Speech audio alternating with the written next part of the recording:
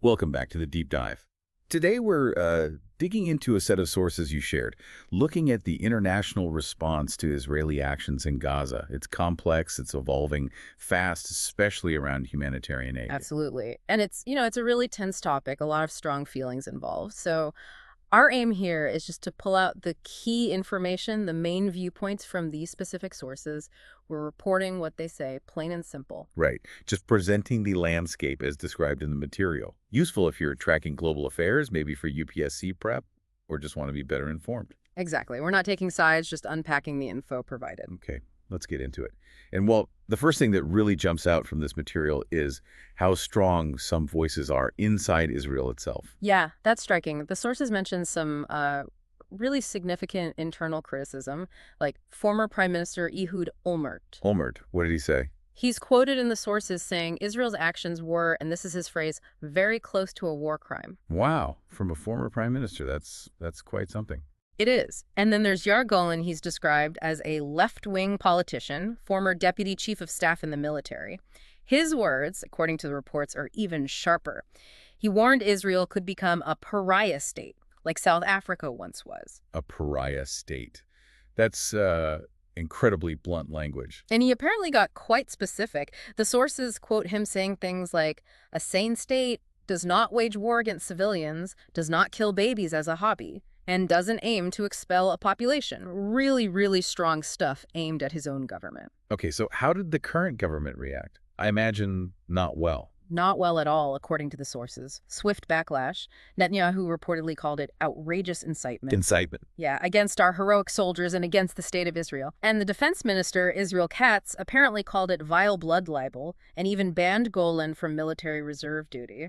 So a very harsh response. But the sources give some context on Golan, right? They describe him as a fringe figure, yeah. Mm-hmm. His party, the Democrats, is apparently new, a merger of smaller left-wing parties like Meretz and Labor. Okay, so maybe easy to dismiss him as fringe. Well, here's where it gets interesting, according to the material. Despite that label and the official pushback, his comments might be tapping into something broader. The reports cite recent polls showing almost 70% of Israelis actually want an end to the war, tied to a hostage deal. 70%. Okay, so maybe not so fringe after all, that underlying feeling. Exactly. It suggests, a real debate happening inside the country, even if the loudest official voices are condemning Golan. The desire for the war to end seems quite widespread based on those poll numbers and the sources. That internal picture is complex. What about the outside view, the international reaction? The sources mention a big statement from Britain, France, and Canada. Yes, described as an unprecedented joint statement. Unprecedented because, the reports say, it was their strongest condemnation since the war began, 19 months ago now. Strongest condemnation. What are the key points? They opposed Israel's latest military offensive in Gaza and, crucially, demanded aid be allowed in without restrictions. And did they back that up with anything, any teeth to it? Well, they included a warning. The sources quote them saying, if Israel does not cease the renewed military offensive and lift its restrictions on humanitarian aid, we will take further concrete actions in response. Further concrete actions. Okay, that does sound like a shift. It does. And the sources also highlight the UK Foreign Secretary, David Lammy. He apparently gave a fiery speech in Parliament. Fiery. What did he say? Called Israel's aid blocks abominable. Warned that we are now entering a dark new phase in this conflict. Strong language there, too. So words are one thing.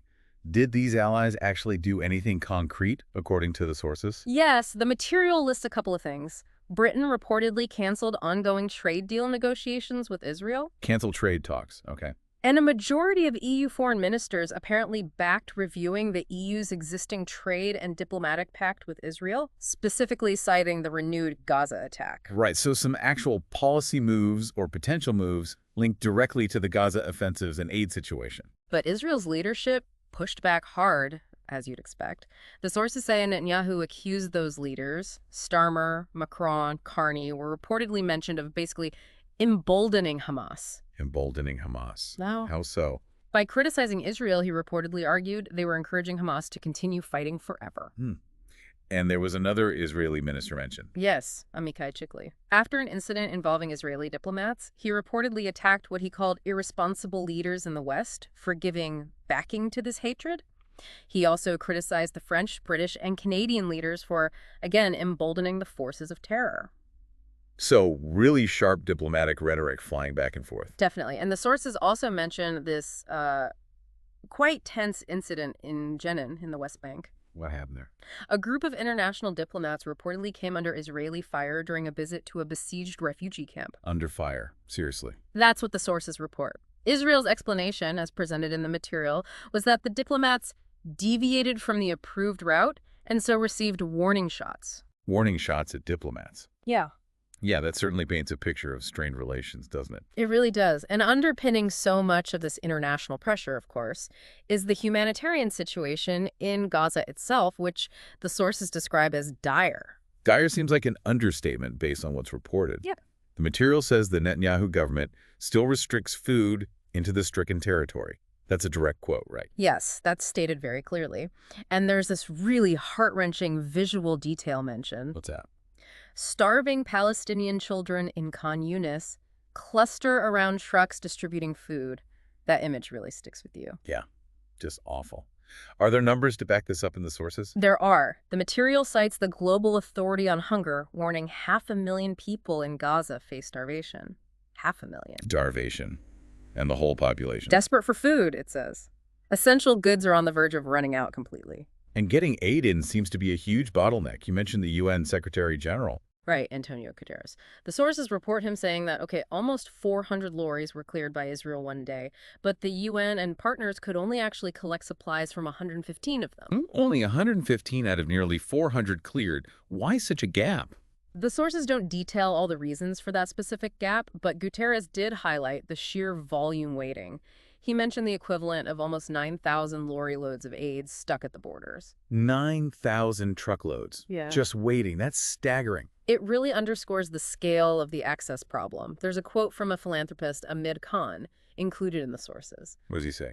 He calls the aid situation a farce. He says, really, the Israelis don't want to let anything in. They are paying lip service to foreign governments. Pretty blunt. And he thinks only the White House can change things. That's his view, according to the material.